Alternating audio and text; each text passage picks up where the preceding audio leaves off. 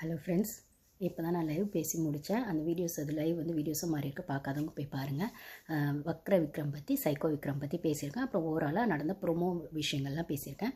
இப்போ தான் லைவில் வந்து அந்த ப்ரொமோவில் வந்து பாரு வந்து அழகிறாங்க இல்லைங்களா, அந்த லெட்டர் விஷயத்தில். அதை நான் லைவில் பார்க்குறேன். செம்ம காண்டாகுது. ஒரு பொண்ணை அப்பட்டமாக கேரக்டர் அசசினேட் பண்ணி அந்த பேப்பரில் எழுதியிருக்கானுங்க. நான் அகைன் சொல்கிற மாதிரி தான், அவள் பாருவாக இருந்தாலும் அவளை அட்டாக் பண்ணுறாங்க. அவள் டாஸ்க்குள்ளே ஒரு ராணியாக இருந்தாலும் அட்டாக் பண்ணுறானுங்க.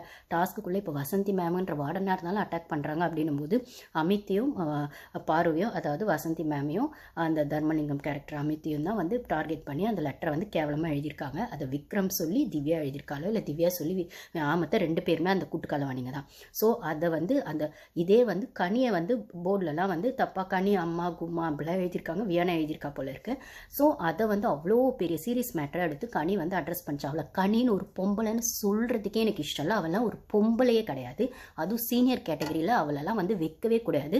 ஒரு என்ன சொல்கிறது, ரெண்டு தங்கச்சிங்க அம்மா மாதிரி இருந்து வளர்த்தேன்னு சொல்கிற அந்த பொசிஷனில் இருக்க ஒரு பொண்ணுக்கு இந்த இடத்துல பாரு வந்து எல்லாரும் அட்டாக் பண்ணுறதே அவளால் தான், அந்த கனியால் தான், கேவலம் கிட்ட கனியால் தான் போது இப்போ இந்த கேரக்டர் அசாசினேட்னு ஒரு லெட்டர் வரும்போது அது ஒரு விஷயமே இல்லைன்ற மாதிரி அந்த பொண்ணை டார்கெட் பண்ணுறது இருக்குல்ல பாருங்க, அது ரொம்ப அப்பட்டமாக அநியாயமாக இருக்குது. எனக்கெல்லாம் அப்படியே ஸ்லிப்பர் ஷாட்டில் பலார்னு அரையணும்னு தோணுச்சு.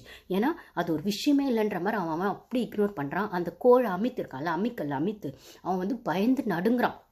அவள் வந்து ஒரு பொண்ணு அவளே ஸ்ட்ராங்காக இதுக்கு ஸ்டாண்ட் எடுக்கிறாள். ஏன்னா அந்த அம்மா கும்மான்னு சொல்லி கனியை சும்மா அந்த வியானா பொண்ணு எழுதினதுக்கு அந்த அம்மா கும்மாவில் என்னங்க இருக்குது, ஒரு ரைமிங்காக ஒன்று பண்ணிட்டாங்க. அதுக்கு வந்து அந்த பிரச்சனை வந்து 1 மணி நேரம் கிளாஸ் அந்த வியானாவை எடுத்து, நீங்கள் கிளாஸ்க்கு ஒழுங்காக வரமாட்டீங்க, ஒழுங்கான ஸ்டூடெண்ட்டாக இருக்க மாட்டீங்க, இது மாதிரி மிஸ்பிஹேவ் பண்ணுறீங்க, நீங்கள் சாரி எழுதி கொடுத்து ஒன்று பண்ணுங்கன்னு அந்த கனியை அந்த லெட்டரை கொண்டு வந்து அட்ரஸ் பண்ணணும். அவ்வளோ பெரிய விஷயம் ஆக்குறான். அதுக்கப்புறம் நெக்ஸ்ட் இந்த லெட்டரை அட்ரஸ் பண்ணணும்னு பாரு வந்து கேட்குறான். இது வந்து பண்ணுற முதல்ல வியானா வந்து அந்த சாரி எழுதிட்டோம் அவங்க உட்காந்துருக்கா.